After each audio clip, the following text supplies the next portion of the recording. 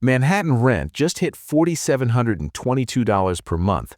That's $56,664 a year just for rent. And the median household income? $81,600. Do the math. Middle-class New Yorkers are now spending 70% of their income just to keep a roof over their heads. But here's the number that should terrify you.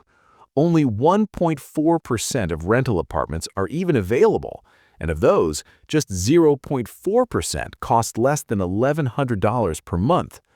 New York isn't experiencing a housing problem anymore. This is a full-scale housing emergency.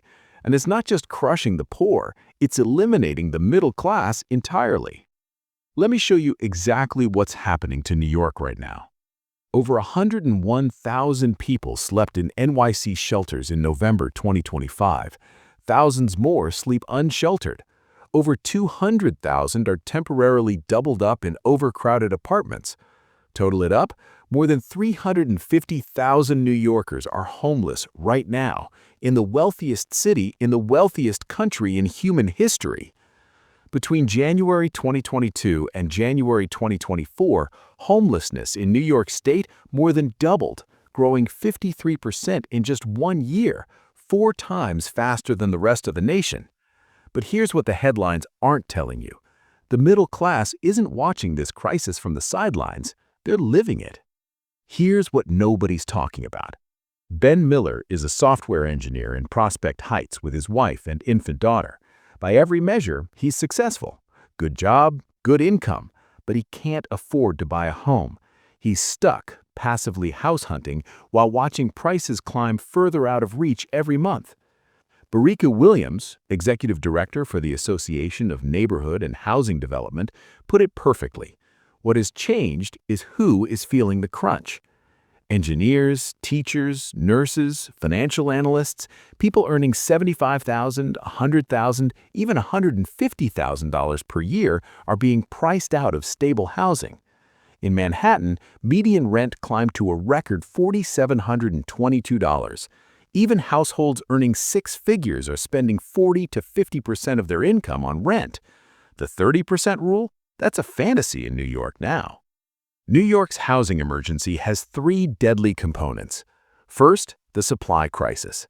New York's rental vacancy rate is 1.4%, the lowest in modern history. When Section 8 vouchers opened applications last year, over 600,000 people applied just to get on the wait list in 1 week. The City of Yes zoning reforms aim to create 82,000 new homes. But the city lost 400,000 apartments renting for under $1,000 between 2000 and 2012. Those apartments didn't vanish.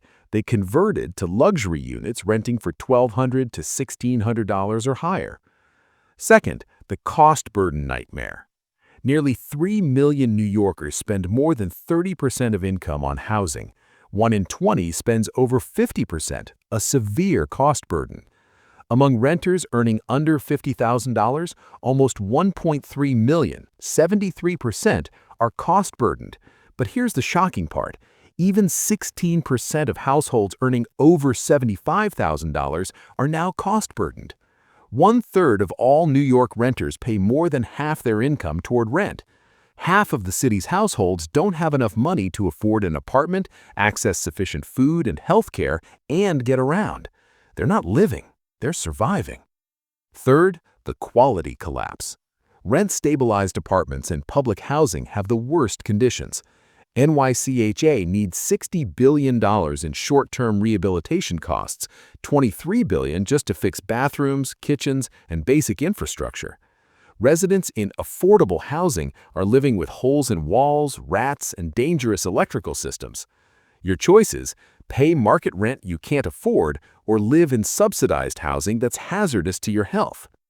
Now, let's talk about what happens when middle-class families finally break. Over 156,000 NYC school children experienced homelessness during 2024-2025, 1 in 8 children attending city schools. The number of homeless children increased from 20,299 in 2022 to 50,773 in 2024. To shelter one family for a year costs $34,573. But here's what that money isn't doing: preventing homelessness in the first place.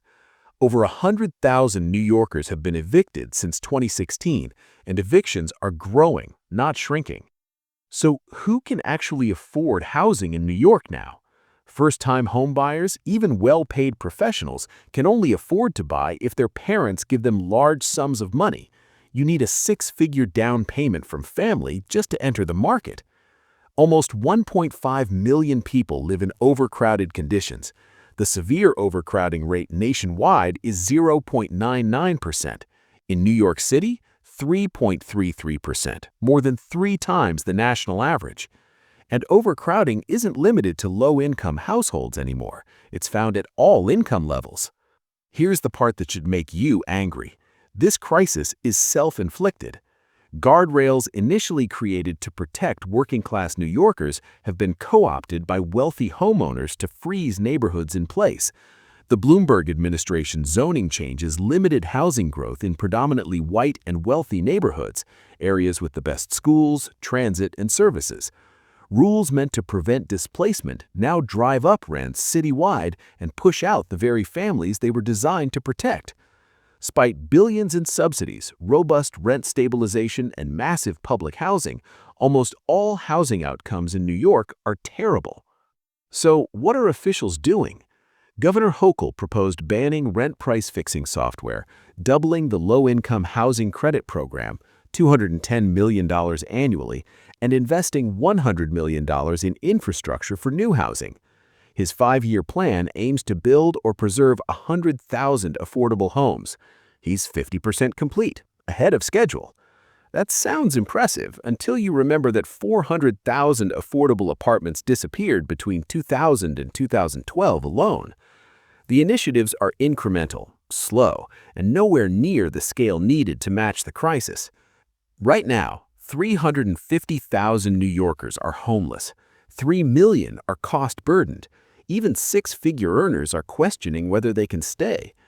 If New York doesn't dramatically increase housing production, the math is simple.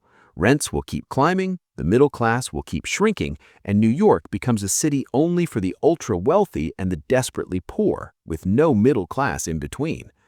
The solutions exist. Upzone wealthy neighborhoods, streamline approvals, invest in truly affordable housing at 30 to 50% of area median income. Stop protecting property values of wealthy homeowners at everyone else's expense. The housing emergency isn't coming, it's here. And every month of delay means more families pushed into homelessness, more professionals leaving for other cities, and more of New York's promise slipping away. The housing emergency is crushing the middle class into extinction.